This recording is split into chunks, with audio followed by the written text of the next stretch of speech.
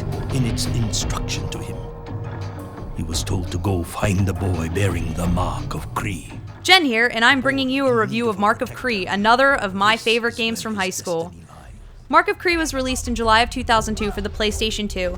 SCE San Diego is the developer, which makes Mark of Kri the only game coming out of that studio that didn't have anything to do with sports, except for Pain, which I guess is just a physics engine dressed up as a game.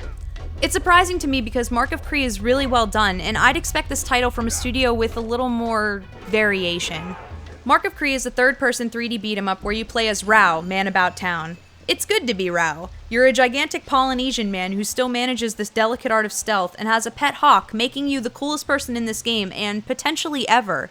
The plot in a nutshell is that a group of evil people are attempting to collect 6 marks that, if ever brought together, will open a portal into a whole bunch of nastiness.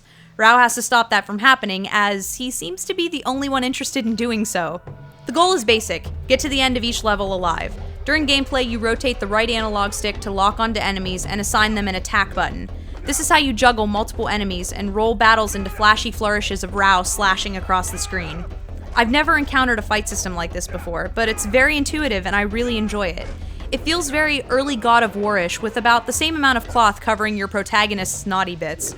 But this game feels a little less button-mashy than God of War. You can't just run around sorting everyone in the face, although decapitations are completely sweet. It's important to have strategy and take down the right people first.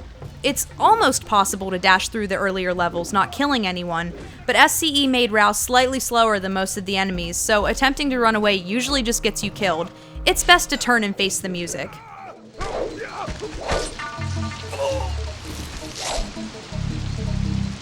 Mark of Kri is tough as balls. Health and ammo are few and far between, and you have to collect these scrolls in order to have the option to save.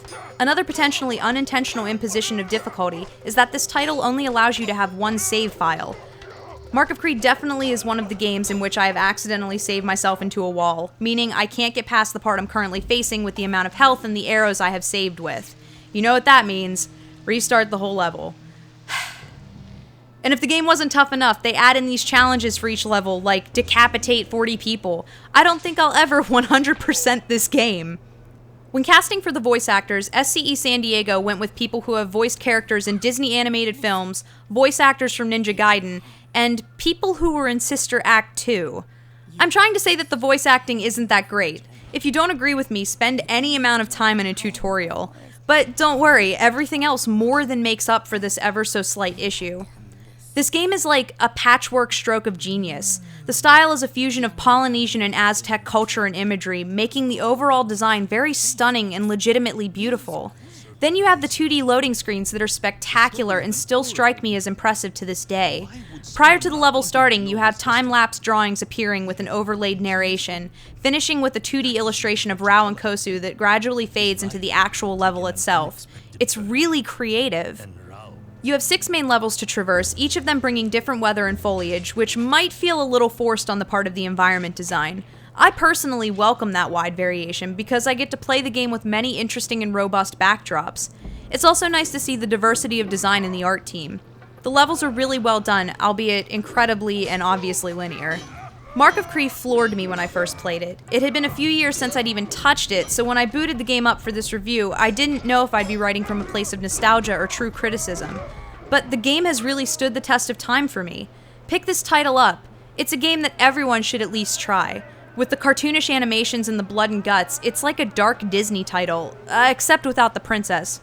Oh, but wait, you can find that in the sequel, Rise of the Kasai.